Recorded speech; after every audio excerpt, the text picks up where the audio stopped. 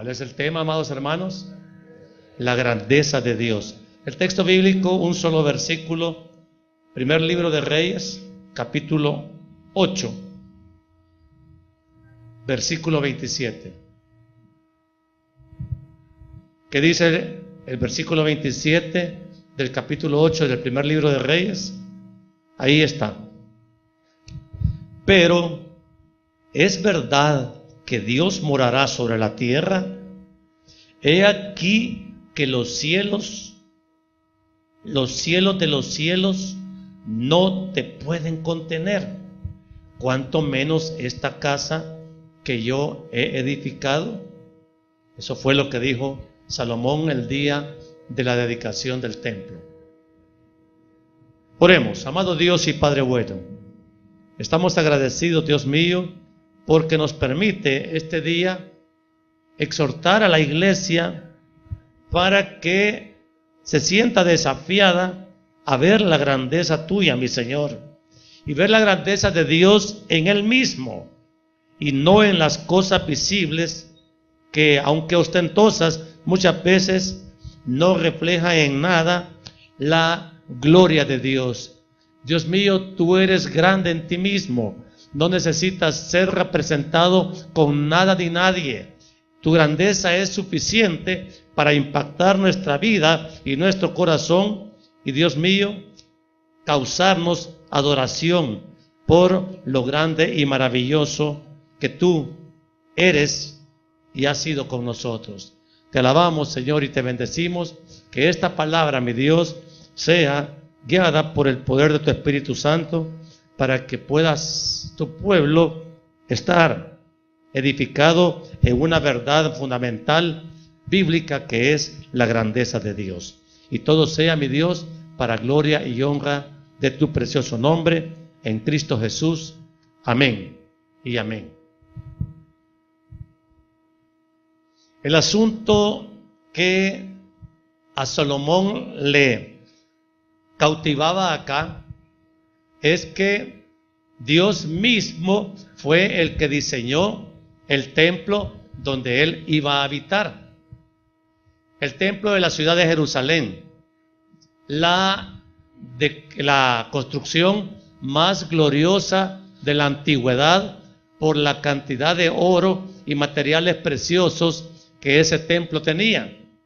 Yo creo que los judíos se tenían que sentir orgullosos de que una edificación de ese nivel se hubiera levantado en Jerusalén, en su ciudad.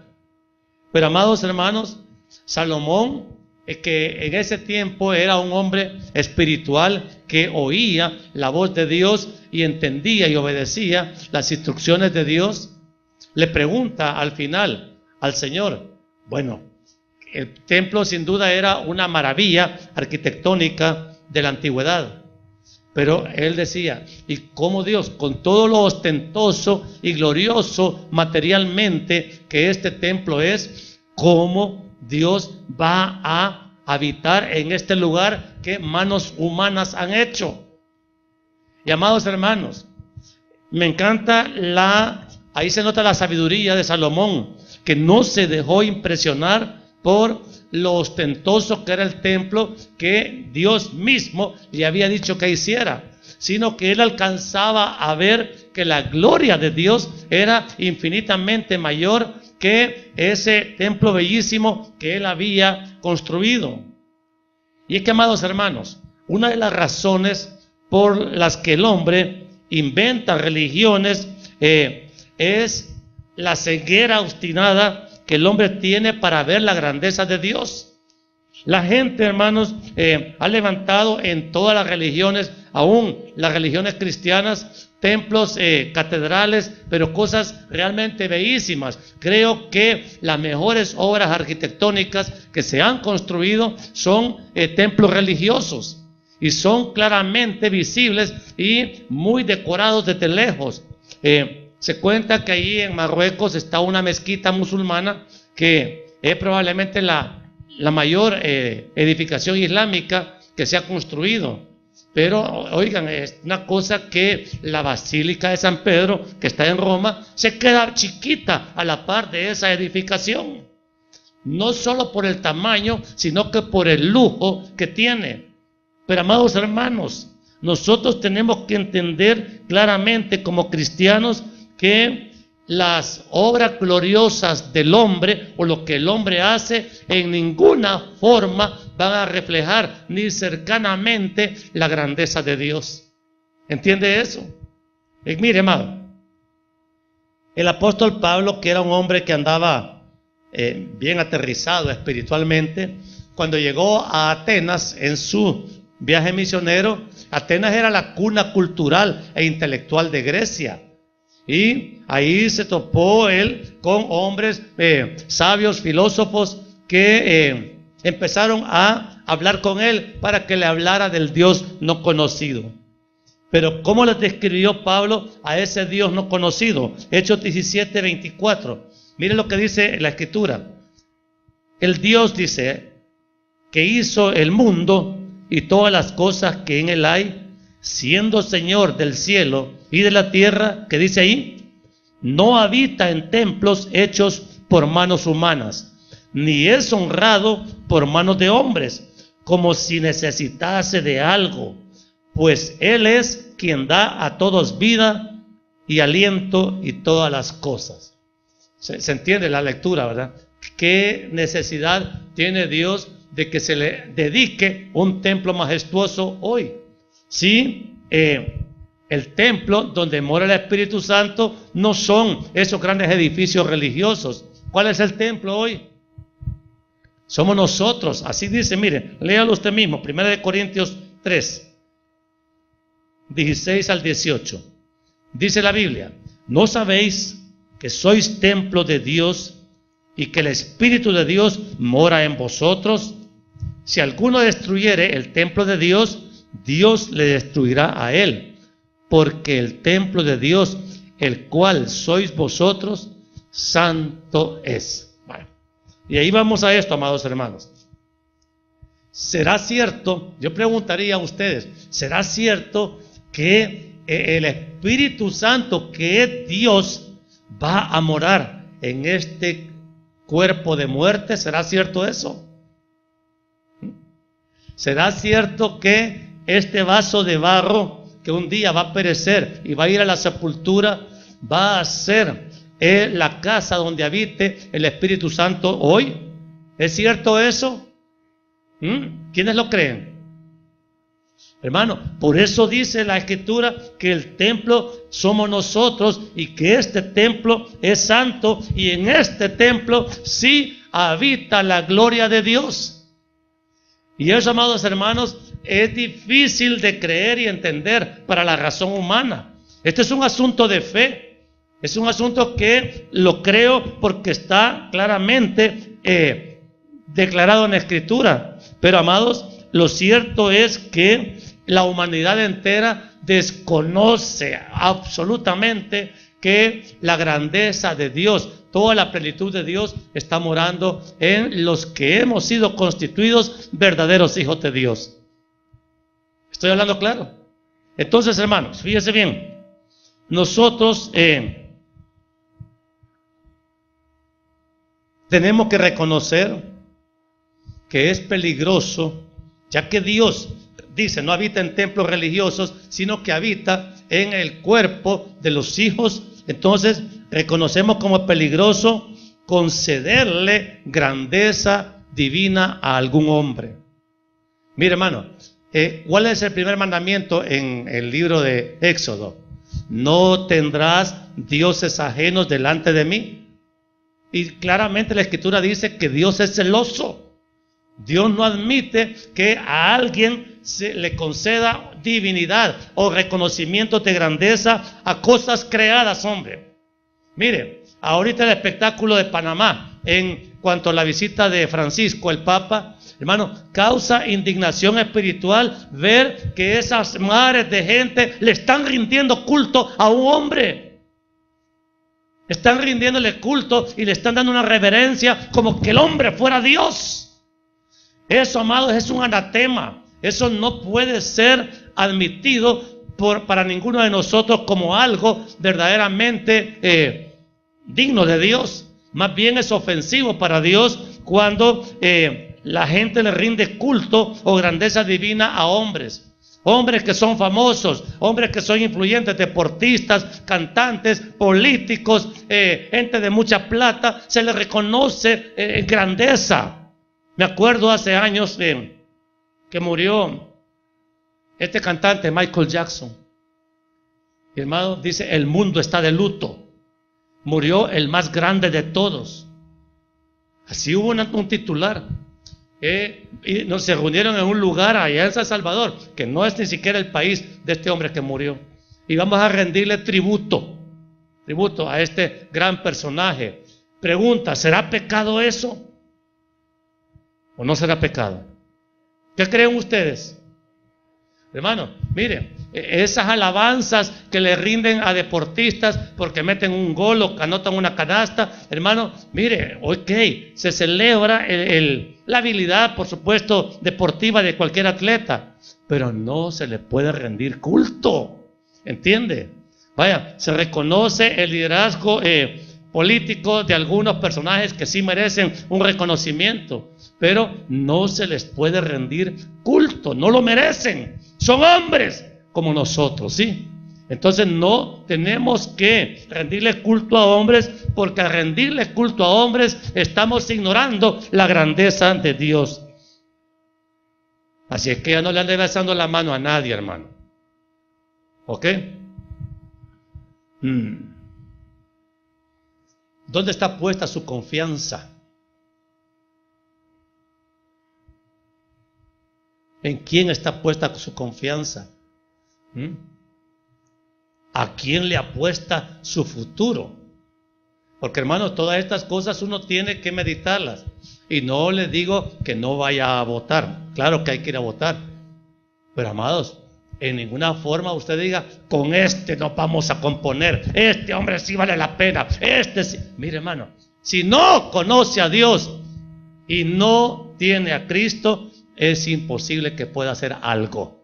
Tal vez tendrá de palabra las buenas intenciones, pero, hermanos amados, enderezar este mundo requiere la participación de Dios, requiere del poder de Dios. El hombre, en sus propias capacidades, es imposible que alcance una mejora. Más bien, lo que la Biblia anuncia es una cosa totalmente diferente. Por lo tanto, la esperanza, la confianza plena solamente es en Dios, porque solamente Él es grande y poderoso para resolver cualquier imposible que nosotros enfrentemos como personas, como familia, como ciudad, como país y el mundo entero.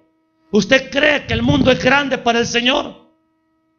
No, hermano, ¿y quién lo hizo, pues?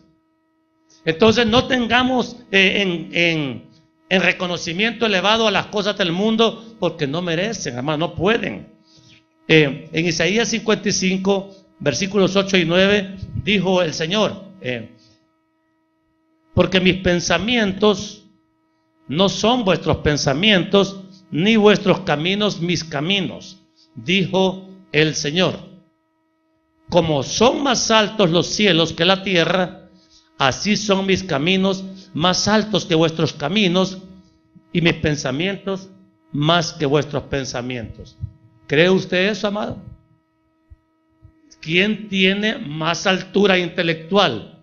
¿El creador o las criaturas?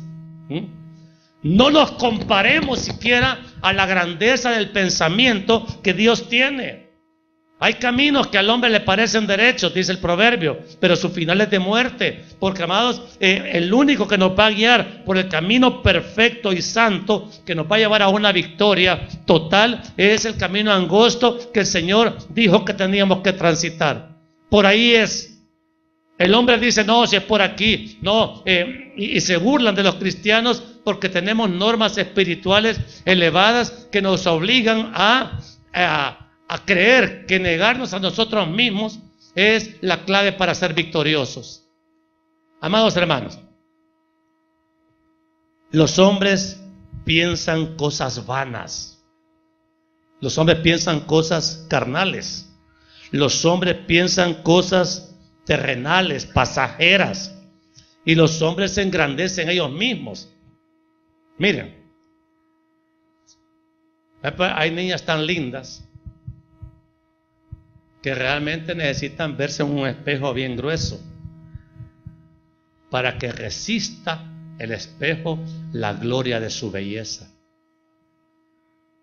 Habrán niñas que se ven así a ellas mismas. No se engrandezcan, niñas, de su belleza, porque esa belleza que ustedes, de la que se jactan, se las dio el Señor. Él fue el que las diseñó así como son. No fuiste tú, hija. Él fue el que, esta es la obra terminada de Dios. Y yo veo que Dios puede hacer cosas bien lindas con las niñas, y algunos hombres nos ha hecho excepcionalmente hermosos, pero eso es cosa de Él. No repartió el Señor la belleza por igual, ¿verdad que no? Amados hermanos, es que nada nos pertenece. Todo lo que somos, la inteligencia, la belleza, las habilidades, todas las hemos recibido de nuestro Creador. Entonces, ¿a quién vamos a engrandecer? ¿A la obra creada o al que la hizo? Al Creador. Entonces, mire, Dios, que conoce la perversidad del corazón del hombre desde hace 3000 años, en el Salmo 2, lo dice de esta manera, lo expresa de esta manera. ¿Por qué se amotinan las gentes y los pueblos piensan cosas vanas? Se levantarán los reyes de la tierra y príncipes consultarán unidos contra Jehová y contra su ungido, diciendo, mire lo que dicen: rompamos sus ligaduras y echemos de nosotros sus cuerdas. Miren, amados, esta es una expresión clara de lo que la humanidad está haciendo hoy, en este presente. El hombre piensa que porque dice que ha ido a la luna o al espacio, o porque hace computadoras súper rápidas y celulares que son más que todo carísimos, pero no duran nada, amados hermanos, piensa el hombre que es el súper sabio. Y el hombre hace reconocimientos de los adelantos científicos que no son más que ofertas comerciales, y quiere que se le dé reconocimiento a esa mente científica. Se le dice a los grandes productores de asuntos de Google o de, ¿cómo es la manzanita?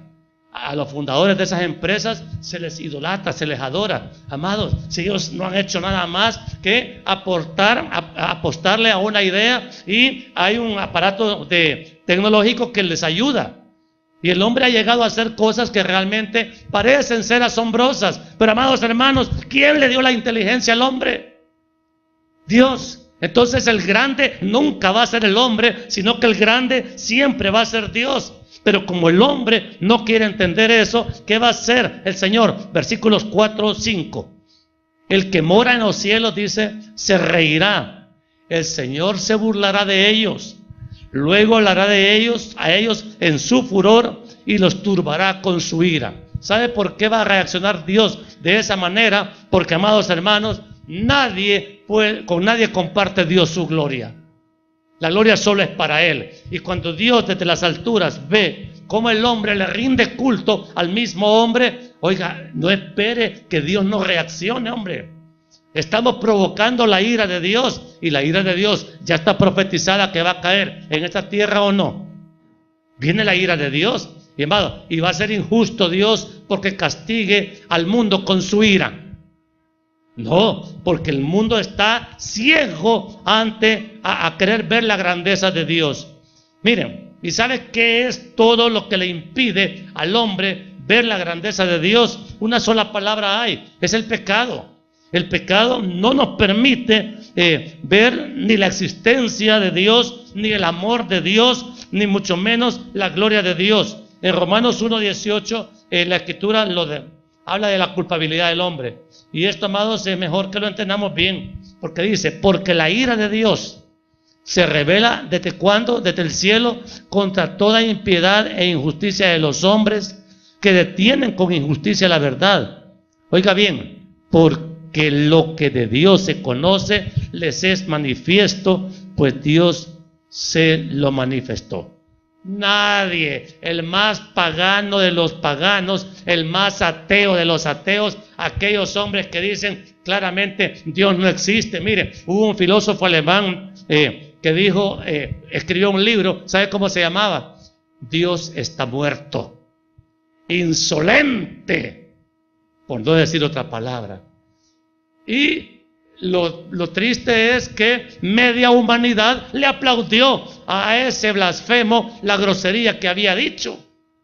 Y ahora el mundo prefiere creer que Dios está muerto. Ay, prepárese, mundo, porque la grandeza de Dios no va a ser ignorada por la humanidad para siempre.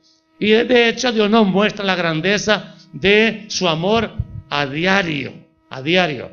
Miren, si todos tenemos credenciales suficientes en nuestra vida personal para vivir agradecidos con Dios por lo que Él ha hecho solamente en nosotros. Miren, hay obras que al hombre pues le cuesta reconocer que vienen de Dios, a menos que sean tan evidentes. Por ejemplo, los milagros de sanidad, que son el recurso que el Señor Jesucristo usó para que la gente entendiera que Él era Dios y que Él era grande. Pero amados hermanos, el punto es que el mismo pecado del hombre no le permite ver la grandeza de Dios. Y cuando no vemos la grandeza de Dios, limitamos claramente la adoración a Él. Porque no nos vamos a sentir impulsados en nuestro espíritu para saltar, adorarlo y declarar su grandeza. La grandeza a Dios se le declara todos los días, en todo momento. Le voy a decir una cosa. No vamos a hacer este ejercicio ahorita, pero tápese la nariz y tápese la boca 5 minutos y ahí va a ver la grandeza de Dios. Cuando se esté muriendo, va a decir, ay, cuando respire, ay, gracias Señor, ay, si Dios es grande.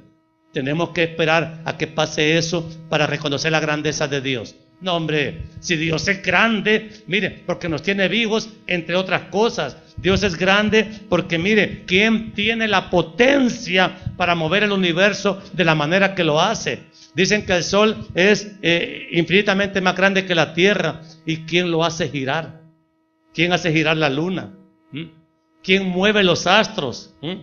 Y mire, ¿y quién mide el tiempo de la tierra en una forma tan precisa como Dios lo ha hecho desde que la creó? Y nosotros creyéndonos sabios. ¿Qué le pasa al hombre? ¿Qué le pasa a esta humanidad? Que no se dan cuenta que nuestro Dios es incomparable, es admirable. Mire, me gusta Isaías 40, esto ya ustedes lo conocen bien, pero es de los textos donde más se destaca la grandeza de nuestro Dios. Isaías 40, el título es El incomparable Dios de Israel. Y dice, versículo 13, es largo. ¿Quién enseñó al Espíritu de Jehová o le aconsejó enseñándole? ¿Tiene Dios consejeros? Versículo 15.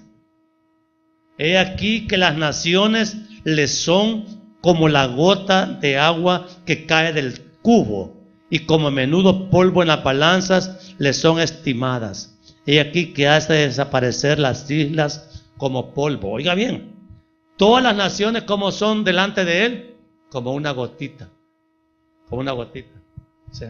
O sea, así se muestra la grandeza de Dios y la pequeñez no solo del hombre, sino que de las naciones. O sea, Dios es excesivamente grande. Versículo 18. ¿A qué pues haréis semejante a Dios? ¿O a qué imagen le compondréis? Cuando uno se da cuenta de lo grande que es Dios, puede llegar a entender lo abominable que es para Él que hagan una pretendida imagen de Él. ¿Entiende por qué es tan grave para Dios la idolatría? ¿Cómo me están reflejando con esto? Así ha de decir el Señor. Y eso es provocarlo a ira. Versículos 25 y 26. Mire qué lindo esto. Levantad en alto vuestros ojos y mirad quién creó estas cosas. Él saca y cuenta su ejército. A todas llama por sus nombres. Ninguna faltará. Tal es la grandeza de su fuerza y el poder de su dominio. Hermano, ¿cree usted que alguien se va a oponer a Dios? Cuando Dios dispone algo, lo que Él dispone se hace. Y la pregunta es, ¿nos tiene que consultar lo que va a hacer? No. ¿Nos tiene que pedir permiso? No. Tenemos nosotros que pedirle que nos dé una explicación. ¿Por qué haces esto, oh Dios? No, amados. Dios es absolutamente soberano. Él puede decidir lo que quiera hacer, y cuando Dios hace algo, siempre es bueno. Aunque signifique la destrucción de los cananeos, aunque signifique el diluvio, o aunque signifique la tribulación que viene pronto para esta tierra, Dios es bueno. Si Él lo va a hacer, es bueno, es correcto.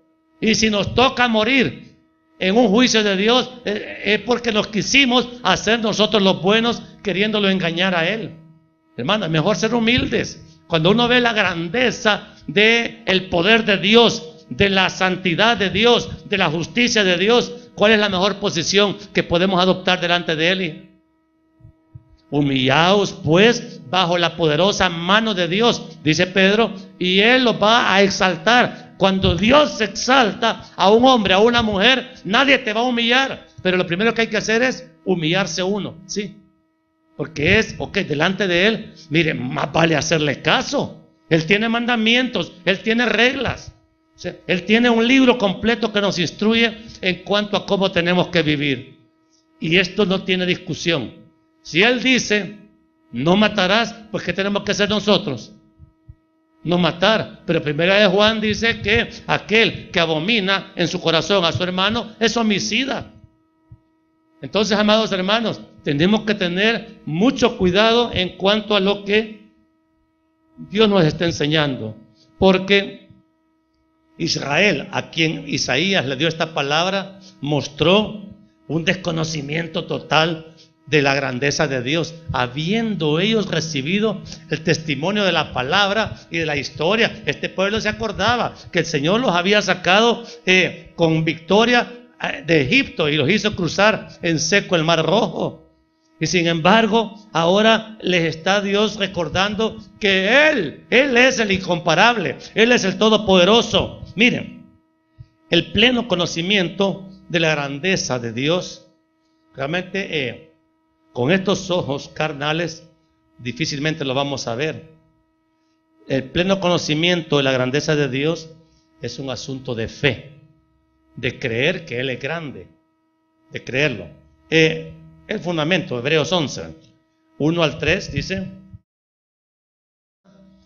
después la fe, la certeza de lo que se espera, la convicción de lo que no se ve, porque por ella alcanzaron buen testimonio los antiguos.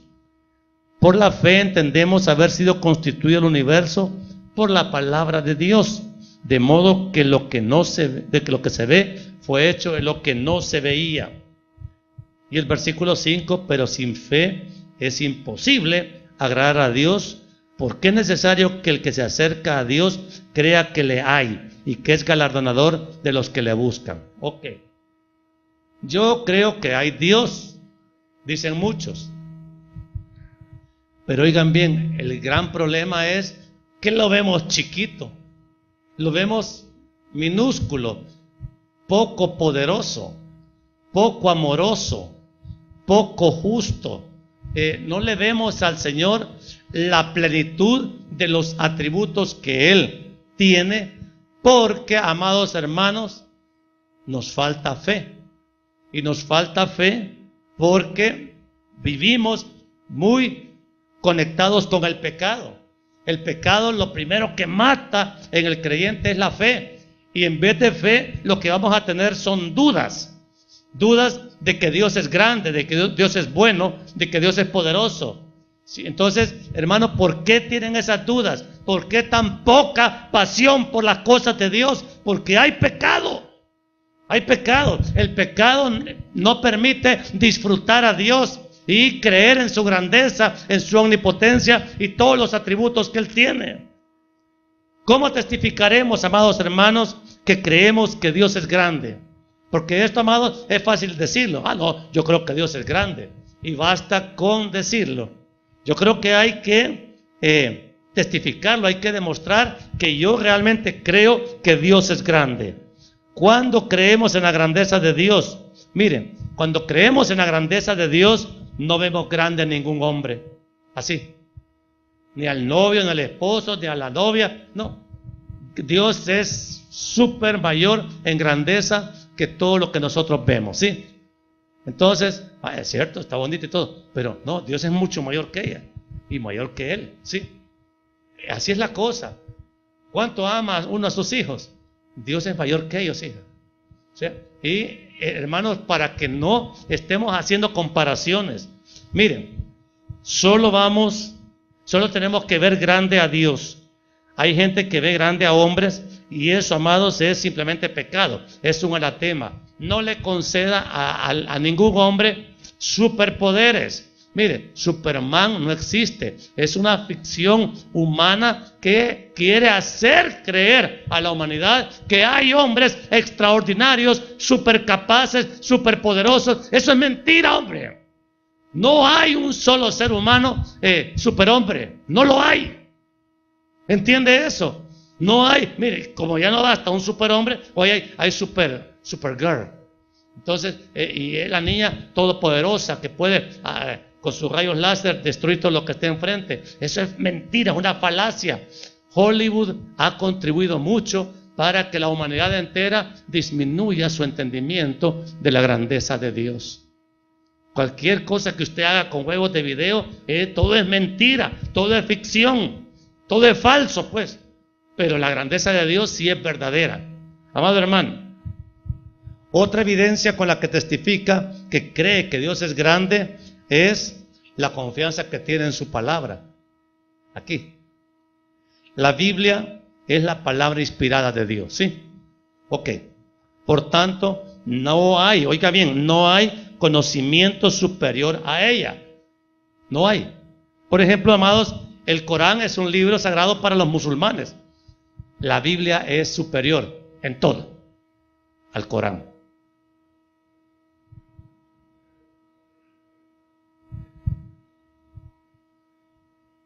Hay filósofos que tienen unas ideas pero bien astrales. Y como nadie se las puede entender, la gente dice, ha de pensar cosas bien elevadas. ¿Cuál elevadas, hermano? ¿Cuál cosa elevada puede salir de la cabeza de un cabezón que es ateo? ¿Qué puede salir de ahí? Mentira, engaño, falsedad y muerte. Mire, esos grandes pensadores de sistemas políticos, tanto capitalistas como comunistas, amados hermanos, ninguno de los dos sistemas ha probado que es superior al sistema de Dios, amados. El sistema de Dios es el amor, es el perdón, es la misericordia, es la justicia. Pero, amados hermanos, el método del hombre con cualquier sistema político que se invente no lleva amor. Ninguno lleva amor, ninguno lleva perdón, ninguno lleva misericordia, ninguno lleva justicia. Por supuesto, ninguno lleva reconocimiento del único Dios verdadero. Entonces, ¿por qué le vamos a creer? ¿Por qué engrandecemos y ponemos esperanza en esas cosas? Solo la Biblia tiene y enseña al gran Dios que creó todas las cosas. Solo la Biblia, amado. Entonces, ¿o necesita otro libro? ¿Cuál libro traemos siempre al púlpito para predicar? ¿Cuál traemos? La Biblia. Ok. Ahora, otra forma de comprobar que si creemos en la grandeza de Dios es que simplemente cuando uno ve cuán grande es Él, mire, quien que conozca la grandeza de Dios se atreve a desobedecerle. ¿Por qué la gente abraza el pecado con tanta facilidad? Porque no cree que Dios es grande, no cree en la grandeza de sus atributos. Dice, no hombre, no, sí, no creo que Dios me fulmine por esto. ¿Y qué tiene de malo? No, si así he vivido siempre, ignorantes de la grandeza de Dios. Sí, la creen, pero intelectualmente, pero espiritualmente nada que ver. Entonces, amados, es porque el que cree en la grandeza de Dios le obedece porque quiere agradarlo, porque nosotros estamos firmes contra el pecado de cualquier manera que se nos presente. Ya el pecado, amados, para nosotros que conocemos la grandeza de Dios, wow, está atractivo este pecado. Pero si yo comparo lo atractivo del pecado que me atrae con la grandeza de Dios, ¿qué voy a elegir? ¿Qué voy a elegir? La grandeza de Dios. Ahora, nosotros vivimos según el modelo bíblico, no vivimos según el modelo del mundo. ¿Quiénes viven según el modelo bíblico?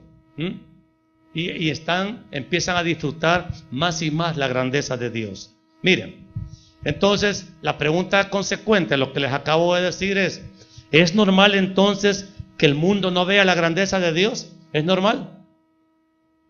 Sí, es normal, amado. No espere que el mundo vea la grandeza de Dios, porque dice la Biblia que la amistad del mundo es enemistad contra Dios. Entonces, el mundo, ¿qué es lo que ve grande?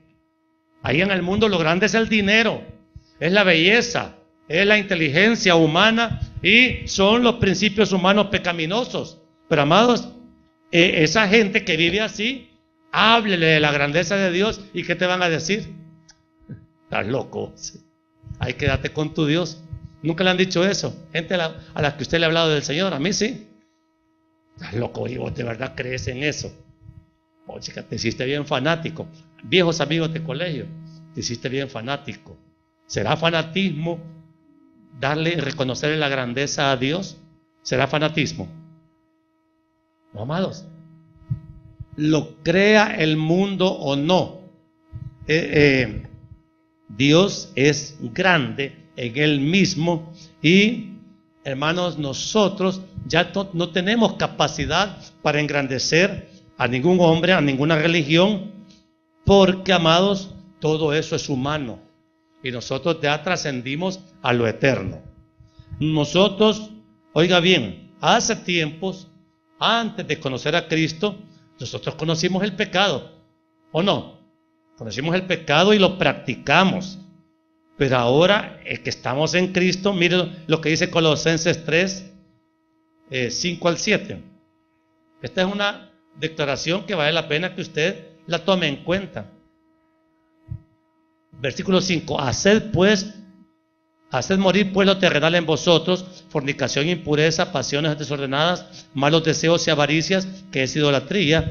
Cosas, dice, por las cuales la ira de Dios viene sobre los hijos de desobediencia, en las cuales vosotros también anduvisteis. Amados hermanos, es cierto, si nosotros no podemos decir que no conocemos el pecado, pero amados, seguimos en el pecado a pesar de que Dios se ha mostrado tan grande con nosotros. Seguimos en el pecado.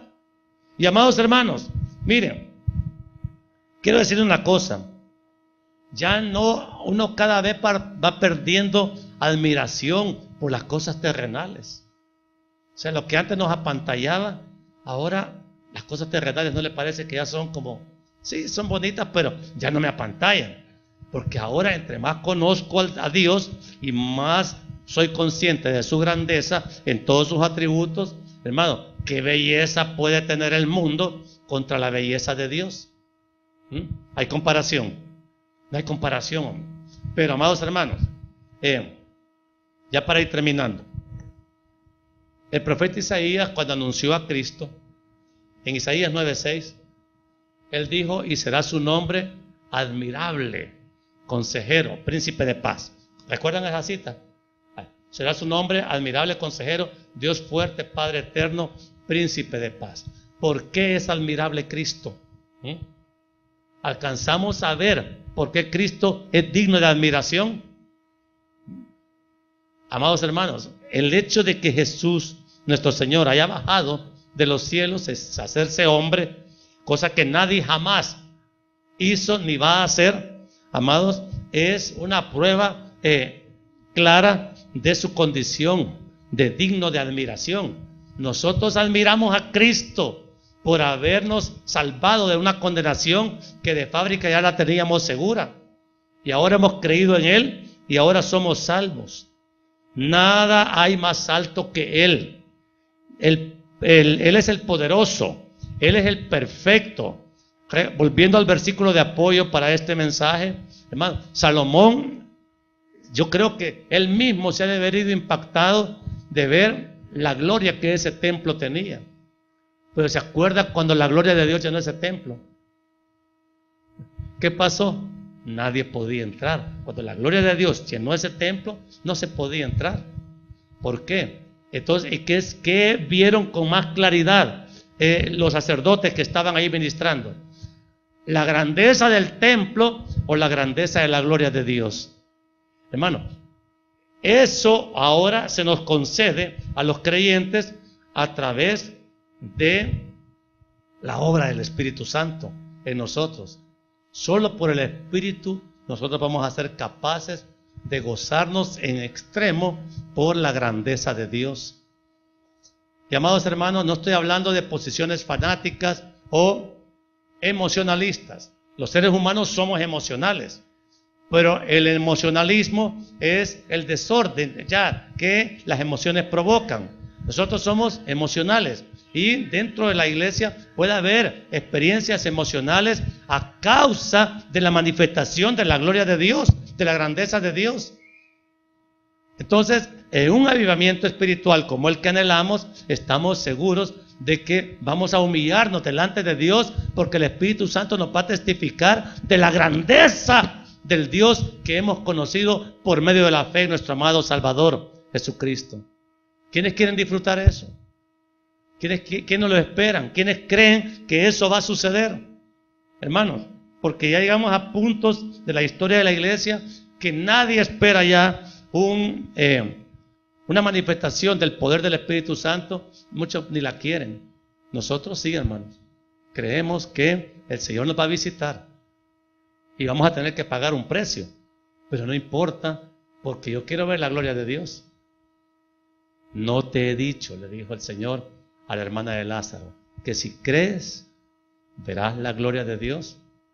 Entonces, yo, hermanos, les digo lo que quiero transmitirle a la iglesia hoy es: Dios es grande, Dios es glorioso, y la gloria de Él está disponible para nosotros si realmente pues la buscamos con corazón sincero, en santidad y en perseverancia. ¿Que nos va a costar un precio? Probablemente sí. Eso Dios lo sabe. Los apóstoles esperaron 10 días en el aposento alto y vino la gloria de Dios. Pero la vida jamás vuelve a ser la misma. La vida cambia. Y nos vamos a pegar una enamorada del Señor, una reenamorada que el pecado ya no nos va a traer. Lo vamos a ver abominable, porque vamos a vivir en el Espíritu. ¿Quiénes quieren eso? ¿Quiénes quieren orar conmigo para pedirle al Señor eso? Yo quiero ver tu gloria, Señor. Yo quiero verte. Cantamos esos coritos, ¿verdad? Y amados, si yo como pastor pudiera hacer eso, pues iría abriéndoles a cada uno su mente y su corazón para dárselos. Pero lo que estamos hablando es un milagro. ¿Y los milagros a quién se les piden? A Dios, que es el único que los hace. ¿Quiere ponerse de pie y orar conmigo esta tarde? Esta petición vale la pena levantarla delante de Dios, amados. Es cierto, somos pecadores, no merecemos esa magnitud de regalo. Sí, por eso es por gracia, porque sin merecerla, el Señor quiere darla. ¿Sí? Cierre sus ojos y vamos a orar. Amado Dios y Padre bueno, le doy gracias, Dios mío, porque nos habla por medio de su palabra y nos hace entender, mi Señor, que nos falta, Padre, ver la magnitud de su grandeza como Dios que es. Perdónenos, Señor, porque aunque sabemos que usted es amoroso, que usted es justo, que usted es todopoderoso, usted es misericordioso, porque nos ha hecho milagros, Señor, que de nadie más los pudiéramos recibir. Pero nosotros, mi Señor, estamos demasiado fríos ante tanto regalo de vida y misericordia que usted nos prodiga. Le ruego, Dios mío, que tenga misericordia de nosotros esta tarde. De verdad, Señor, tenga misericordia. Y en medio de esta condición en la que estamos, de tanta necesidad espiritual, le pido, Dios del cielo, que derrame sobre nosotros el poder de su Espíritu Santo, que nos cambie, mi Dios, que Dios mío, que nosotros podamos de verdad renovar este amor por usted y esta admiración y este respeto y este temor hacia usted, Señor mío, reconociendo que solo usted es digno, mi Dios. Perdónenos, Padre, porque muchas veces, mi Dios, nos hemos esforzado más en vivir una vida de apariencia y no una vida de testimonio que le dé gloria y honra a su nombre. Necesitamos, mi Dios, crecer en la gracia y en el conocimiento de nuestro amado Señor y Salvador Jesucristo.